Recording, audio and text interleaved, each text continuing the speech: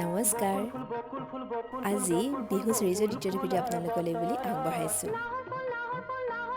বিহু মানেই পিঠা পনা জলপানৰ জুতি নহয় জানো, আৰু তাকে যদি ধুনীয়াকৈ আমি সজাই পৰাই আগবঢ়াওঁ পৰিৱেশন কৰোঁ তেতিয়া আৰু বেছি ভাল লাগে। আৰু এইবাৰৰ বিহুত মই মোৰ ডাইনিং টেবুলখন এই ধৰণে এৰেঞ্জ কৰিছিলোঁ।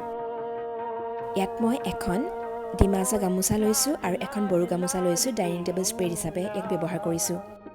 আৰু পিঠা পনা দিবলৈ সকলোবিলাক কাঁহৰ বাচন বৰ্তনেই মই ব্যৱহাৰ কৰিছোঁ। বিহু বতৰত যেতিয়া নিজকে সজাই ভাল পাওঁ, ঠিক তেনেকৈ মই ঘৰখনৰ চুক কোণ সকলোবিলাক সজাই ভাল পাওঁ। আৰু এইবাৰৰ বিহু বতৰত মই এই ধৰণে মোৰ ডাইনিং টেবুলখন সজালোঁ। পুনৰ লগ পাম নতুন এটা ভিডিঅ'ৰ সৈতে। আজিলৈ আহিছোঁ, বাই।